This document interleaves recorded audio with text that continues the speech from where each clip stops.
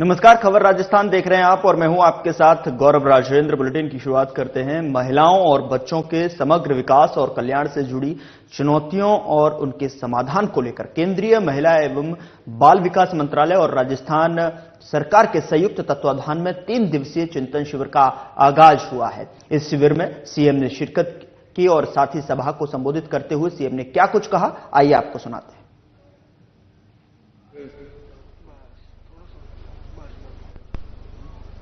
महिला बाल विकास मंत्रालय के चिंतन शिविर में सबसे पहले तो मैं आप सभी का बहुत बहुत स्वागत करता हूं, अभिनंदन करता हूं। ये राजस्थान की भूमि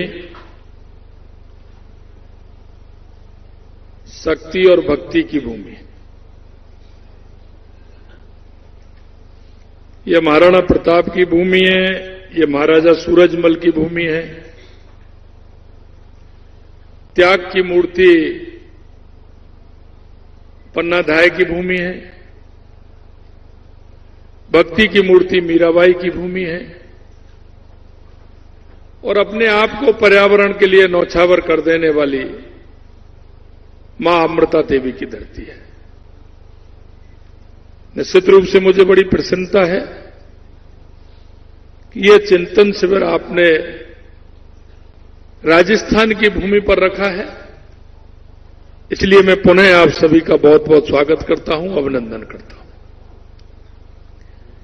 हमारे बीच में हमारी माननीय महिला बाल विकास मंत्रालय की हमारी कैबिनेट मंत्री श्रीमती अन्नपूर्णा देवी जी, मैं उनको और भी धन्यवाद देता हूं कि समय की परिस्थिति चलती है तो कई बातें अनायास हो जाती हैं और अनायास वो ये हो जाती हैं कि उनके नाम से ही ये महिला बाल विकास मंत्रालय को अगर आप देखेंगे, क्योंकि कई बार मैं कहता हूं गांव में जब हम जाते हैं, गांव में जब पहली बार बारिश होती है, आषाढ़ के माह में तो हम जाते हैं तो मां अन्नपूर्णा से हम निवेदन करते हैं कि मां इसमें आप सभी को देना, पक्षियों को भी देना, जानवरों को भी देना, मेरे आए हुए अतिथि को भी देना, मेरे परिवार को भी देना, साधु संत जितने भी हैं उन सभी को देना। और हमें आज निश्चित रूप से मैं कह सकता हूं कि जो महिला बाल विकास मंत्रालय है वो ऐसी अन्नपूर्णा देवी जी के पास है। निश्चित रूप से इसमें अच्छे काम होने वाले हैं। मेरी कैबिनेट में मेरी साथी और हमारी उप मुख्यमंत्री महिला विकास मंत्री श्रीमती दिया कुमारी जी, माननीय उड़ीसा की उप मुख्यमंत्री श्रीमती प्रावती परिदा जी, हमारी महिला विकास में राज्य मंत्री सावित्री ठाकुर जी, माननीय सचिव अनिल मलिक जी और विभिन्न राज्यों से हमारी मंत्रीगण बहनें, हमारे भाई एवं इस कार्यक्रम में उपस्थित सभी राज्यों के हमारे अधिकारीगण, मैं आप सभी को पुनः स्वागत करता हूं, अभिनंदन करता हूं। ये चिंतन शिविर है और चिंतन शिविर ये और महत्वपूर्ण हो जाता है क्योंकि जिस महिला एवं बाल विकास मंत्रालय का ये चिंतन शिविर है, इस चिंतन शिविर में मैं सिर्फ इतना कहना चाहता हूं कि इसके नाम से हमारे अंदर अनुभूति होती है या नहीं होती है, क्योंकि ये एक ऐसा मंत्रालय है, हमारे पूर्व राष्ट्रपति अब्दुल कलाम जी कहते थे कि अगर किसी राष्ट्र को, किसी प्रदेश को आगे बढ़ना है तो महिला को सशक्त करना है, तभी वो राज्य या देश आगे बढ़ सकता है। और मैं ये भी कह सकता हूं कि हमारी बहनों का हमारे राष्ट्र की प्रगति में बहुत बड़ा योगदान है। महिला बाल विकास मंत्रालय की परिकल्पना आपके मन में पहले से सजोनी होगी, क्योंकि हम किसी भी बात की अनुभूति 3 प्रकार से कर सकते हैं। या तो हम देखकर कर सकते हैं, या हम सुनकर कर सकते हैं, या हम पढ़कर के कर सकते हैं। और ये तीनों अनुभूति इसके लिए आवश्यक इसलिए है कि हमारा महिला बाल विकास मंत्रालय हमारे देश की, हमारे प्रदेश की आधारशिला है। अगर यह मजबूत होगा तो हमारा राष्ट्र मजबूत होगा। क्योंकि जब हम काम करते हैं 70 साल से जिस तरह से देश के अंदर एक परपाटी बनी है, और वो परपाटी ये बनी है कि सिर्फ हमें उस मंत्रालय के काम को करने के लिए अनुभूति की आवश्यकता होती है। उस अनुभूति का अभाव पिछले दिनों देखने में मिला है।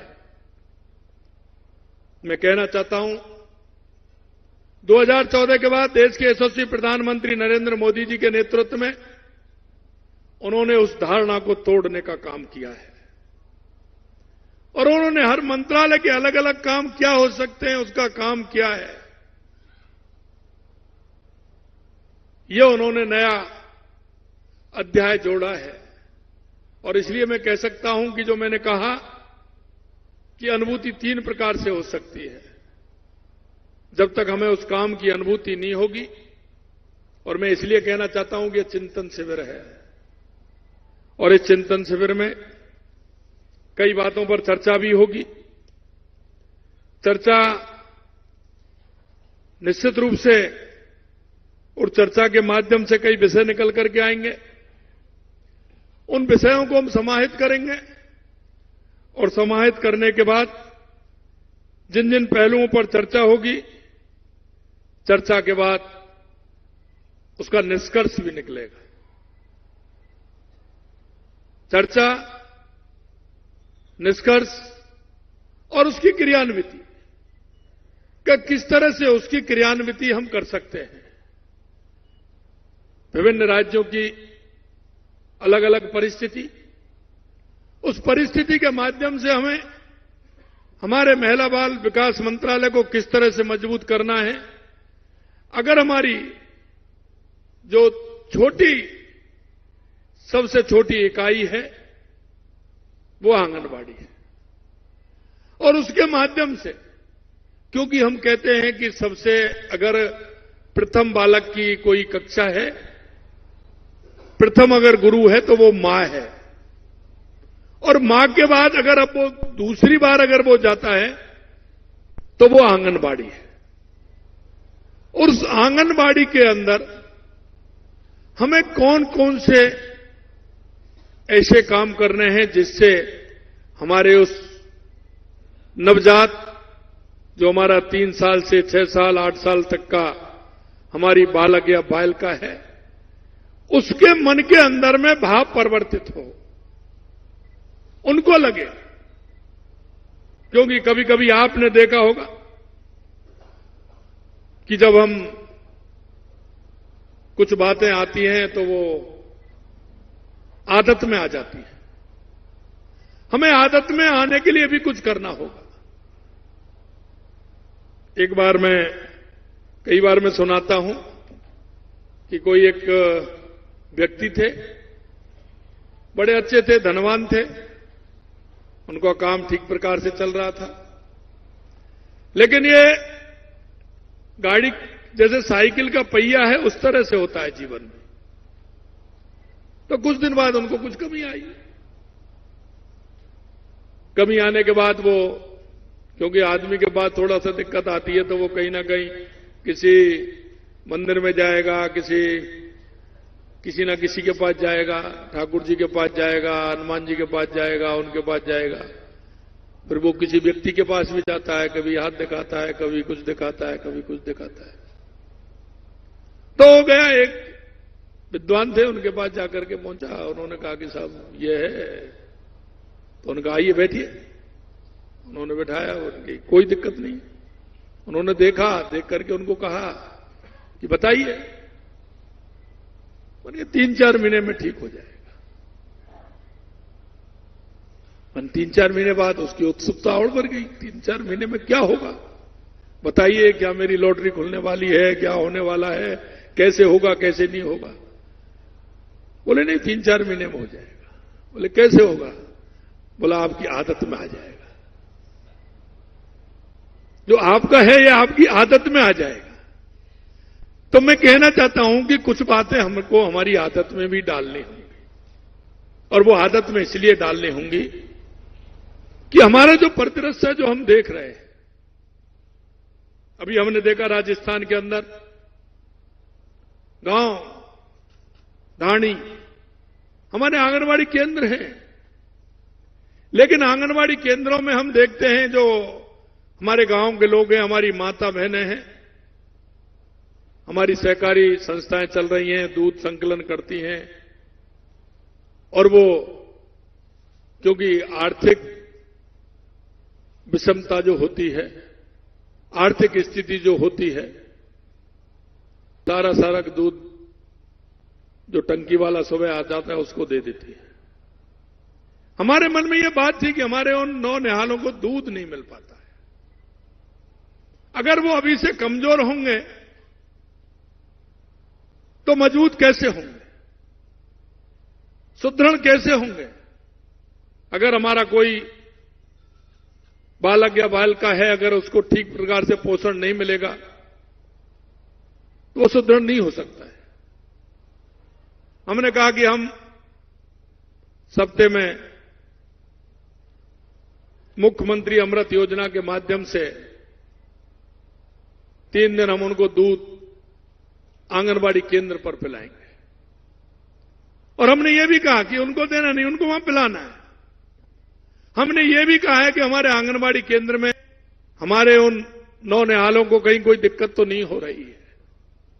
हमने उनका मानदेय, जैसा कि हमारी उप मुख्यमंत्री दिया जी ने बताया, हमने उनका मानदेय भी हमने उनका बढ़ाया है। मैं चिंतन शिविर के माध्यम से 2-3 बातें आपको कहना चाहता हूं कि हमें इस चिंतन शिविर के हर पहलू पर विचार करना चाहिए। और जो मैं कहना चाहता हूं, जो हमारे चाहे अधिकारी हैं, चाहे हमारे मंत्री हैं, हमको उनकी भाव और भावना से जुड़ना पड़ेगा। और हम भाव और भावना से जुड़ करके हम नीचे तक हमारी इस इकाई को, ये बहुत महत्वपूर्ण मंत्रालय है।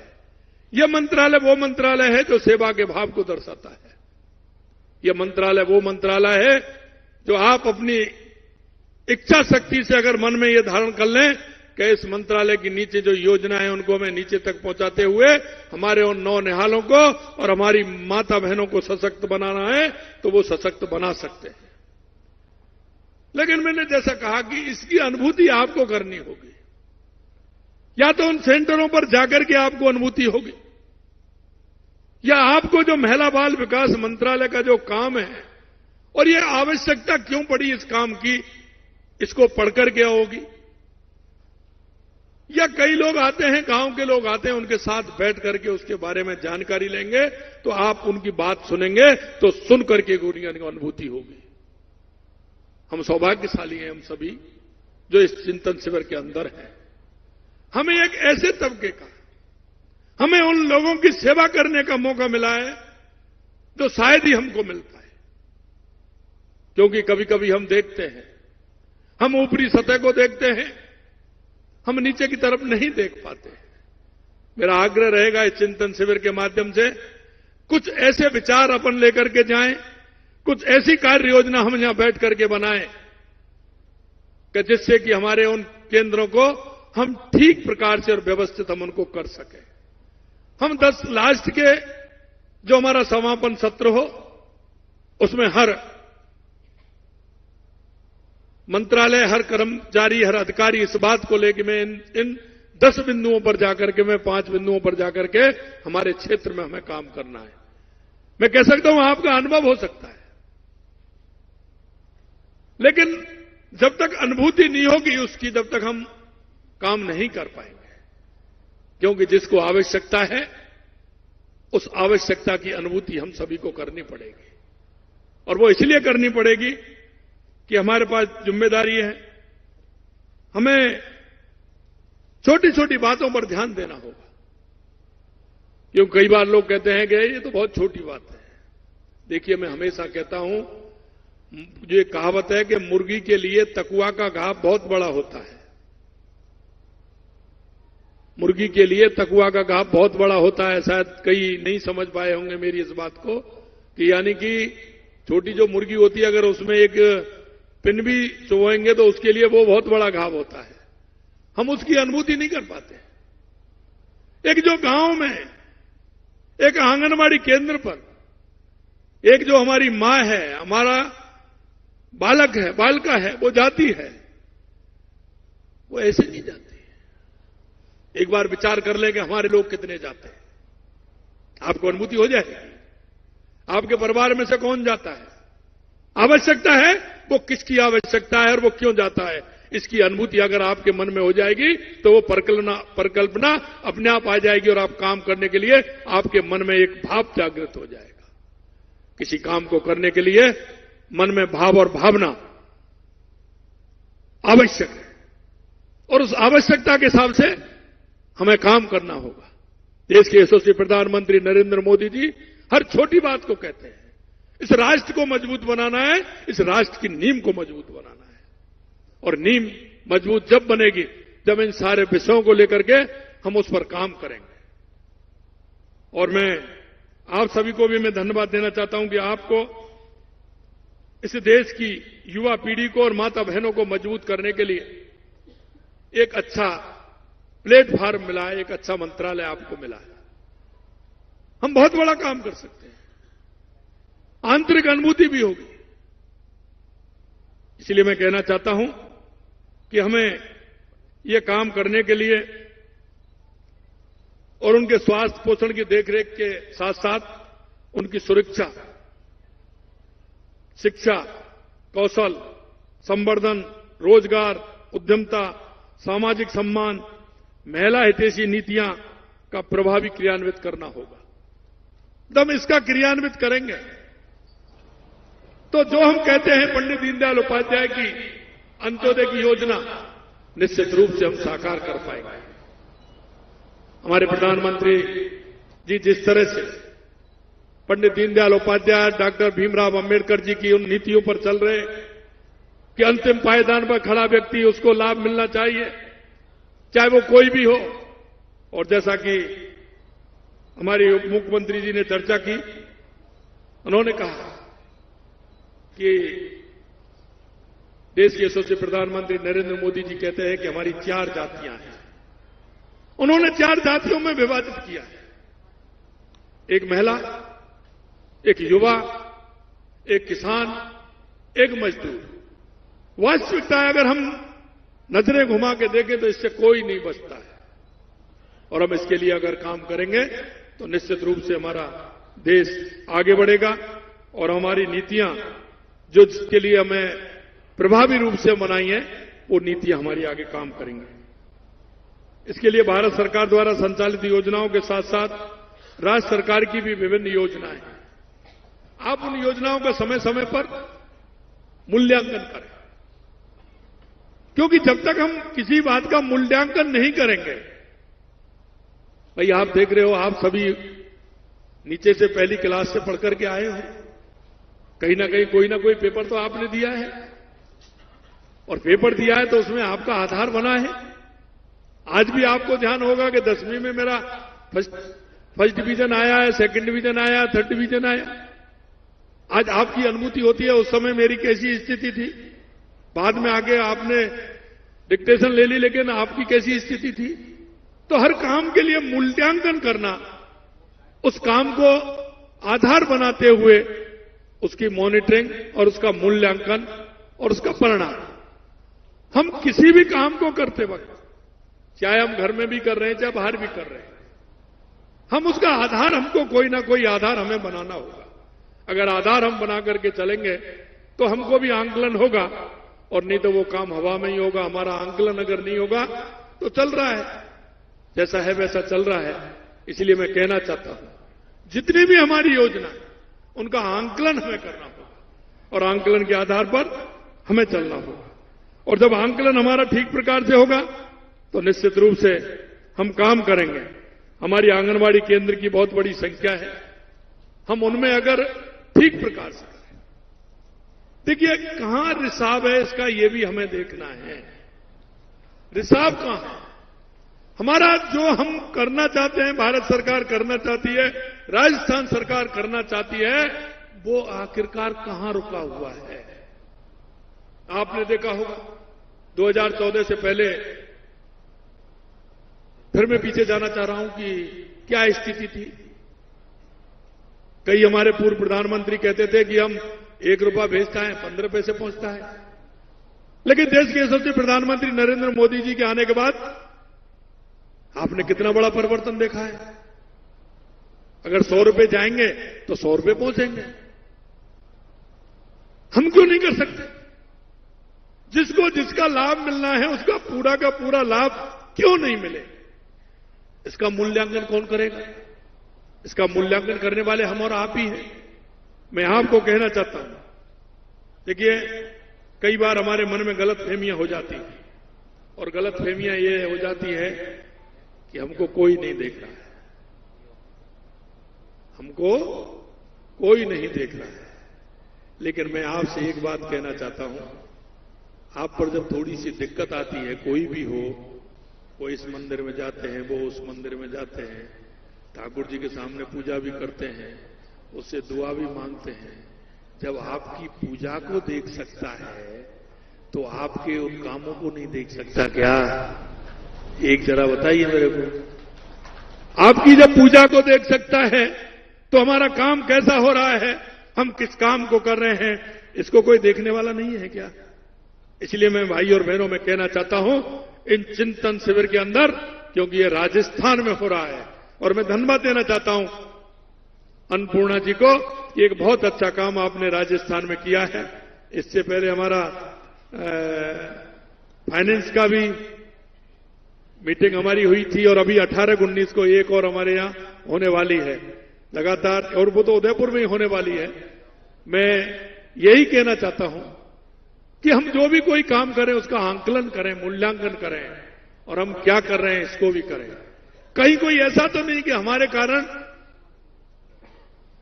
कारण किसी को योजना का लाभ पहुंचना है, कोई हमारे कारण कहीं ऐसा तो नहीं कि उसको नहीं पहुंच पा रहा हो, हम कहीं उसमें सहभागिता तो हमारी नहीं बन रही है। मैं इतना कहना चाहता हूं आपसे, हमारी आंगनवाड़ी केंद्रों की आधिकारिक समुदाय तक पहुंच बढ़ाने हेतु राज्य सरकार द्वारा राज्य मद से हमने आंगनवाड़ी केंद्र भी खोले हैं। लेकिन मैं एक बात कहना चाहता हूं, आंगनवाड़ी केंद्रों के विकास के लिए हमें बहुत कुछ करना चाहिए, अभी आवश्यकता है। अगर हम करेंगे तो निश्चित रूप से वो सशक्त होंगे, और वो सशक्त होंगे तो निश्चित रूप से हमारा देश सशक्त होगा, हमारा प्रदेश सशक्त होगा। हमें 2 बातों का ध्यान उसमें और देना चाहिए, और वो ये है कि हमारी कोई भी योजना है उसको हम पूर्ण रूप से आंगनवाड़ी केंद्रों पर, एक हमने कहा है कि एक पूरा बोर्ड बनवाइए, पूरा बोर्ड बनवाइए, उस पर लिखिए कि हम क्या क्या दे रहे हैं, क्या क्या हमें देना है, क्या क्या नहीं। इससे पारदर्शिता से हमारा काम हो, हम पारदर्शिता से ठीक प्रकार से काम कर पाए। हमें उसमें और सुविधाएं देने की आवश्यकता है, और मैंने जैसा कहा कि हमने एक आवश्यकता महसूस की, और हम 3 दिन गर्म दूध उपलब्ध कराने के। फिलहाल बुलेटिन में इतना ही। नमस्कार।